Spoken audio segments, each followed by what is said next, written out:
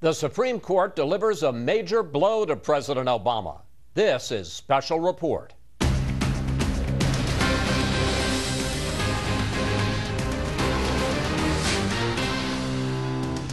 Good evening, I'm Chris Wallace in for Brett Baer. President Obama's use of recess appointments to get around the requirement for Senate approval was illegal in some cases. That was the unanimous ruling today by the Supreme Court. We have Fox team coverage. Wendell Goler at the White House has reaction to the decision. But we begin with Shannon Bream at the Supreme Court tonight with another case of presidential overreach. Good evening, Shannon. Hello, Chris. Well, all 9 justices agree when the president decided to name 3 people to the National Labor Relations Board. At a time the Senate said it was in session, he overstepped his constitutional boundaries. He went too far. This is a great day for America. In a unanimous opinion, the Supreme Court said President Obama exceeded the limits of his executive power when he decided back in January 2012 to bypass the Senate and name 3 new members to the National Labor Relations Board. On December 17, 2011, the democratically controlled Senate, by unanimous consent, had adopted a plan to keep the Senate continually in session, gaveling in for so-called pro forma sessions twice a week. Writing for the court, Justice Stephen Breyer found that mechanism enough to keep the president at bay. Quote, "We hold that for purposes of the recess appointments clause, the Senate is in session when it says it is, provided that, under its own rules, it retains the capacity to transact Senate business. The Senate met that standard here." There's a lot of danger in the chief executive having too much power. We need a Congress that can have the ability to push back on the president. We need to remind the president routinely that he's not a king. But Senate Majority Leader Harry Reid says the court got it wrong. Quote, "Since President Obama took office, Senate Republicans have done everything possible to deny qualified nominees from receiving a fair up or down vote. President Obama did the right thing when he made these appointments on behalf of American workers." And even though all 9 justices agreed with the court's ultimate holding, 4 of them disagreed with the majority's sweeping opinion, which held that the president does have broad recess appointment powers during the Senate's intra- and intersession recesses, whether the vacancy in question arises before or during that recess, an interpretation far beyond what has previously been afforded to the executive branch. Writing for those 4, Justice Antonin Scalia said, quote, "The Constitution's text and structure unambiguously refute the majority's freewheeling interpretation of, quote, the recess. It is not plausible that the Constitution uses that term in a sense that authorizes the president to make unilateral appointments during any break in Senate proceedings, subject only to hazy, atextual limits crafted by this court centuries after ratification." Another test of the administration's power will come on Monday, 10 o'clock Eastern. That's when we'll get the decision in the case challenging the HHS contraceptive mandate that stems from the health care law. Devoutly religious business owners say if they're forced to provide cost-free access to contraceptions they actually believe can trigger abortions, well, the government will be trampling on their religious freedom. Chris. Shannon Bream reporting from the Supreme Court. Shannon, thanks for that. Reaction to the court's decision has been partisan and predictable. Republicans applaud it. The president and his team do not. White House correspondent Wendell Goler has that part of the story. Aides traveling with the president on a trip to the Midwest say he disagreed with and was deeply disappointed by the Supreme Court ruling, but of course will honor it.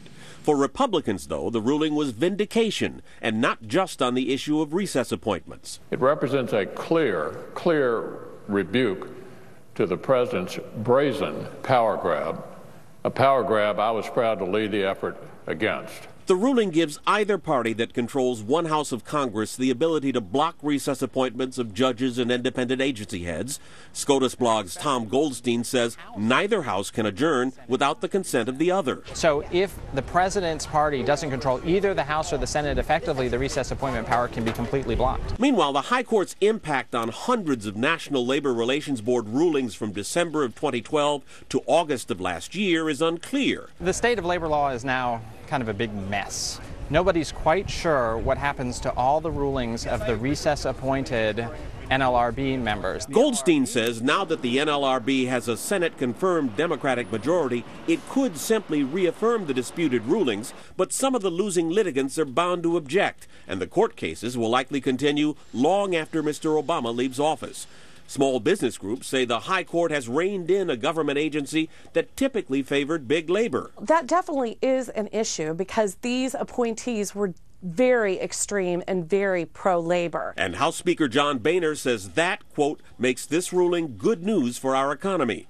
Boehner, of course, is suing the president for allegedly overstepping his executive authority. A day before the high court ruling, aides said Mr. Obama would not be hobbled by a just say no Congress. Is the president rethinking his kind of in your face, I've got a pen and a phone and I'm going to use it?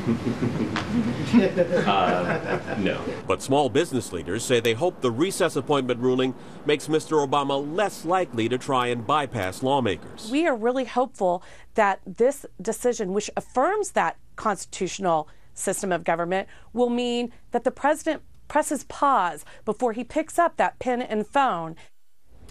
The high court decision could have been worse for the president. The justices overturned a lower court ruling that the only constitutionally recognized recess is the end of the year period between one session of Congress and the next, and that only vacancies that arise during that period can be filled.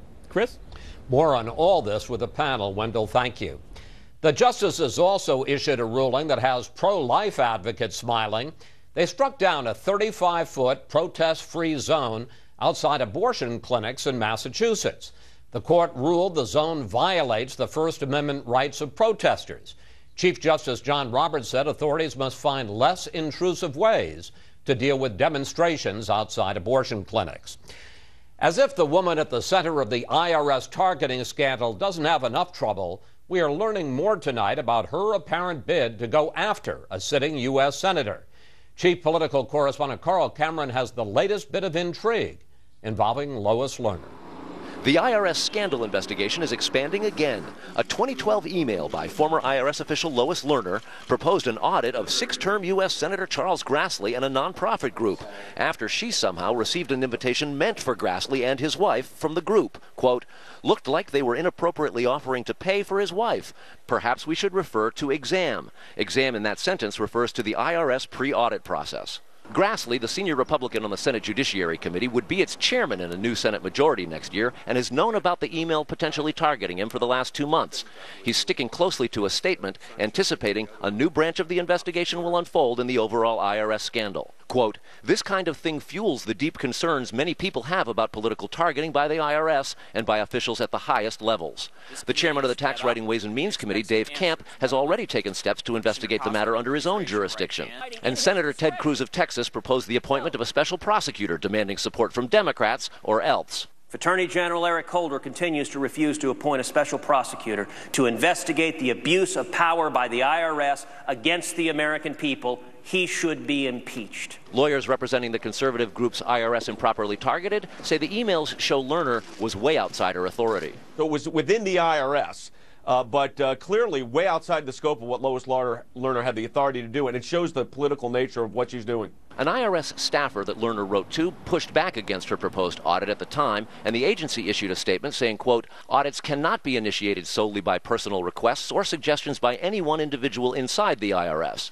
But with the Internal Revenue Service still claiming much of Lerner's other emails were lost in a computer crash, congressional investigators say it's all part of a larger pattern of abuse. We don't want her in jail. We want the truth. 80% of Americans believe they can't trust their IRS.